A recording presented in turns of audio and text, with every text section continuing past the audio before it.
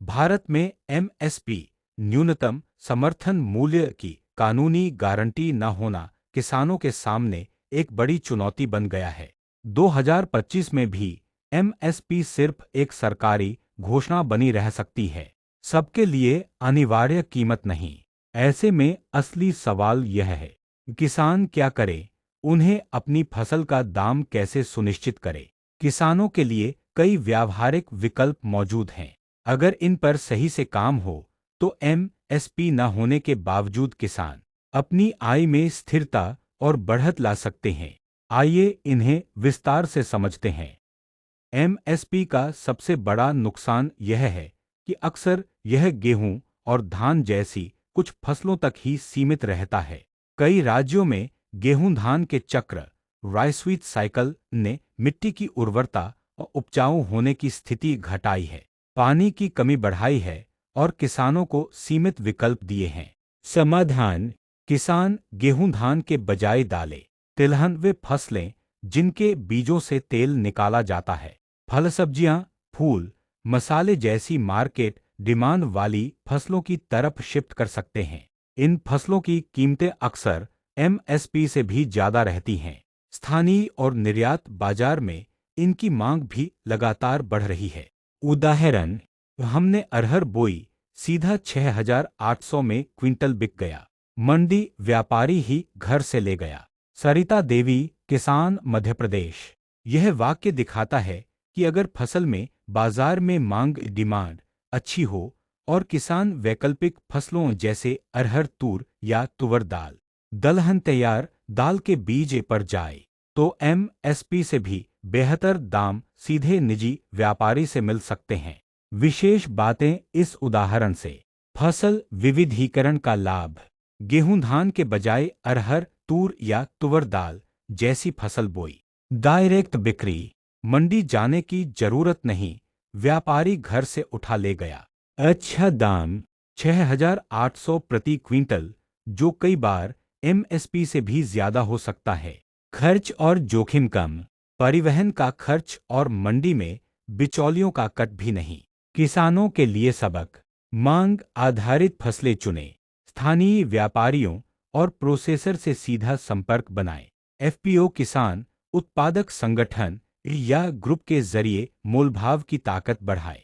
मंडी system में सुधार की भी मांग करें ताकि पारदर्शिता और सुविधा दोनों बढ़े। लाभ: मिट्टी की सेहत सुधरती है, फसल जोखिम बंटता है, नई मार्केट संभावनाएं खुलती हैं। सरकारी योजनाएं भी इस दिशा में मदद करती हैं। मिशन ऑयल सीड्स, राष्ट्रीय बागवानी मिशन। विकल्प 2, फार्मर प्रोड्यूसर ऑर्गेनाइजेशंस एफपीओएस, कृषक उत्पादक संगठन। छोटे किसानों की सबसे बड़ी समस्या है उनका सौदा छोटी मात्रा में होता है। व्यापारी इसका फायदा उठाकर दाम गिरा देते हैं। एफपीओ यानी किसान उत्पादक संगठन किसानों का समूह इस समस्या का हल है। एफपीओ के फायदे: सामूहिक बिक्री, बड़ी मात्रा में सौदा कर सकते हैं। बेहतर दाम की सौदेबाजी, अपनी प्रोसेसिंग यूनिट शुरू कर सकते हैं। तेल मिल, दाल मिल, पैकिंग यूनिट। सरकारी सब्सिडी और आसान लोन। उदाहरण: हमारा एफपीओ सीधा प्राइवेट प्रोसेसर से 2,250 में मक्का बेचा। अकेले बेचते तो 1,900 मिलते। फरहान अली, महाराष्ट्र। फरहान अली यह बता रहे हैं कि अगर वह व्यक्तिगत किसान के रूप में मक्का बेचते तो उन्हें 1,900 रुपये प्रति क्विंटल का ही भाव मिलता, लेकिन एफपीओ के जरिए उन्होंने मिलकर सौदा किया और सीधे प्राइवेट प्रोसेसर को 2,250 रुपये प्रति क्विंटल में बेचा। मुख्य संदेश: एफपीओ किसानों को संगठित करके बड़ी मात्रा में सप्लाई करने में सक्षम बनाते हैं, सीधे प्रोसेसर से बात करके बिचौलियों को हटाते हैं। इससे बेहतर भाव मिलता है और लागत घटती है। सामूहिक सौदेबाजी की ताकत किसानों को बाजार में बेहतर स्थिति देती है। सीख: अकेले किसान अक्सर कमजोर मोलभाव कर पाते हैं। एफपीओ के जरिए एकजुट होकर बेहतर दाम मिलते हैं। बाजार तक सीधी पहुंच और पारदर्शिता बढ़ती है। सरकार का लक्ष्य: 10,000 FPO बनाने का मिशन, सरकारी योजना पूर्णविराम।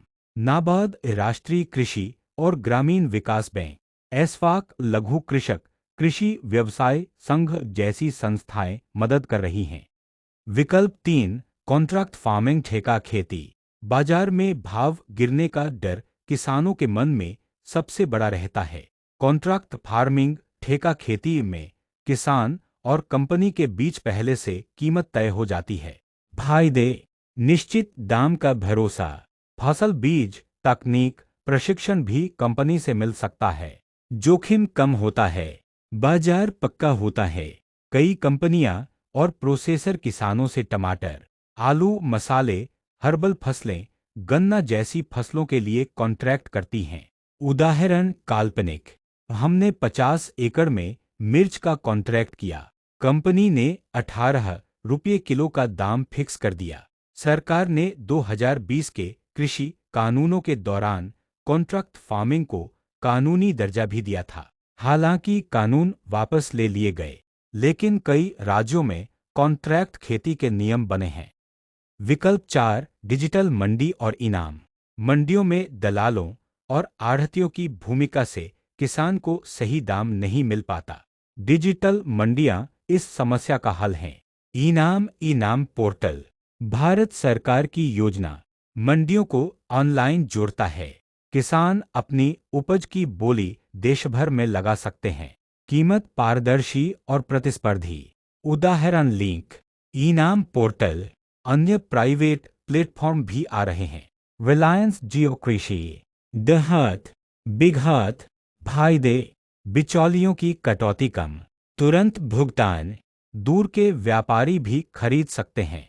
विकल्प 5, प्रोसेसिंग और वैल्यू एडिशन। कच्चा माल बेचने में कम दाम मिलता है। अगर किसान उसे प्रोसेस करके बेचें तो मुनाफा कई गुना बढ़ सकता है। प्रोसेसिंग के उदाहरण: गेहूं का आटा, बेसन पैक करना, पापड़, अचार, चटनी बनाना, मक्का से कॉर्नफ्लेक्स, मूंगफली से तेल, फल सब्जियों की ड्राइंग और जैम। फायदे: किसान ब्रांड बना सकता है, सीधी मार्केटिंग कर सकता है, रोजगार भी बढ़ता है। सरकार की योजनाएं: पीएम एफएमई योजना, PM formalisation of micro food processing enterprises, सूक्ष्म खाद्य प्रसंस्करण उद्यमों का औपचारीकरण। Agri infrastructure fund, processing unit लगाने के लिए सस्ता लोन। निष्कर्ष: 2025 में अगर एमएसपी की कानूनी गारंटी न भी हो तो भी किसानों के पास कई विकल्प हैं। कृषि विविधीकरण से ज्यादा दाम, एफपीओ के जरिए सामूहिक ताकत, कॉन्ट्रैक्ट फार्मिंग से सुरक्षित दाम, डिजिटल मंडी से देश भर में बोली, प्रोसेसिंग से ज्यादा मुनाफा। सरकार भी इन्हीं विकल्पों को बढ़ावा देने के लिए कई योजनाएं चला रही है। एमएसपी की गारंटी भले न हो, लेकिन समझदारी से रणनीति बनाकर किसान अपनी आमदनी को सुरक्षित और बढ़ा सकते हैं।